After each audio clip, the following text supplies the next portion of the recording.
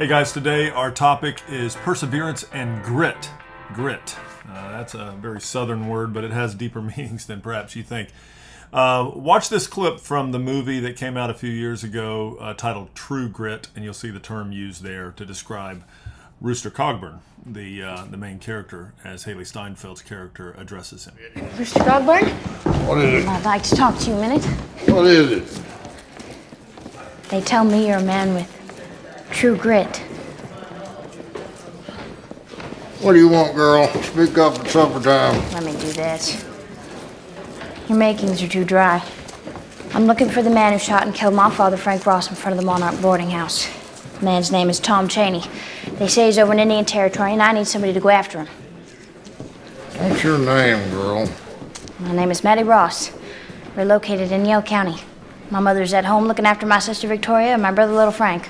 I'd best go home to them. They will need help with the journey. There is a fugitive warrant out for Cheney. Government will pay you $2 for bringing him in, plus 10 cents a mile for each of you. On top of that, I will pay you a $50 reward. What are you? What you got there in your poke? My God, a holster a gun. You're no bigger than a corn nubbin. What are you doing with a pistol like that? Well, I intend to kill Tom Cheney with it. Kill Tom Cheney. Well, if the law fails to do so. That piece will do the job for you if you find a high stump to rest it on and a wall to put behind you. Nobody here knew my father, and I'm afraid nothing is going to be done about Cheney except I do it. My brother is a child, and my mother is indecisive and hobbled by grief.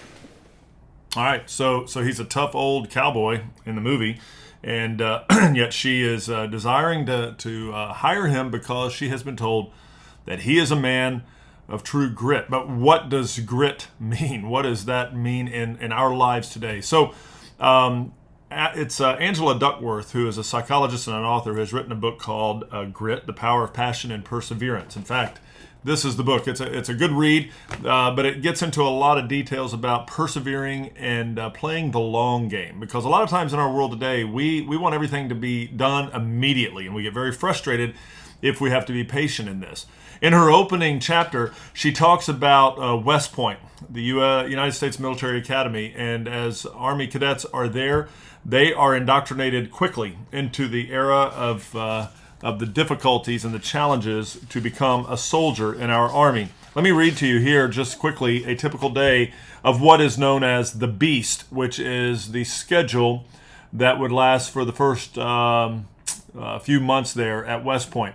5 a.m., the cadets wake up. 5:30, reveille formation. 5:30 to 6:55, physical training. 6:55 to 7:25, personal maintenance. 7:30 to 8:15, breakfast. 8:30 to 12:45, training and classes. 1 o'clock to 1:45, lunch.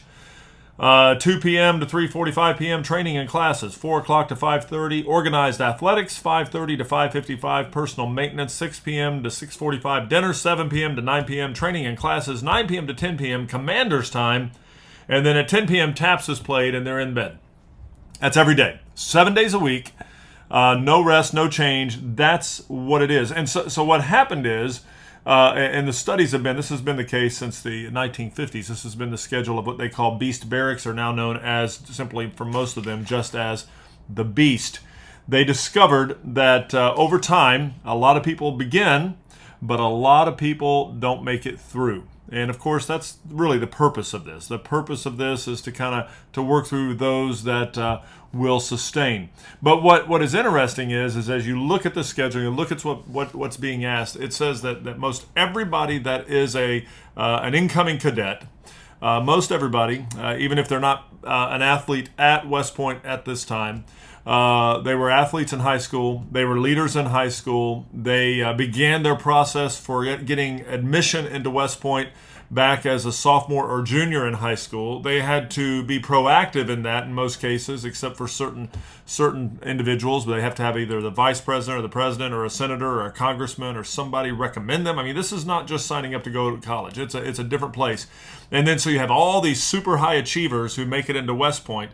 And then as they go through the Beast and just the first part of showing up, it's almost like basic training, that number is whittled down dramatically, and only a fraction make it through.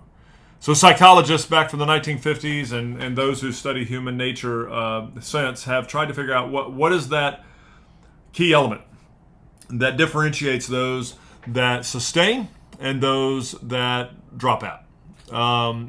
And that's where they've come up with this word grit. They didn't make up the word, but there is something about perseverance and the passion of persevering in the midst of hardship, and actually recognizing that this is a marathon, not a sprint.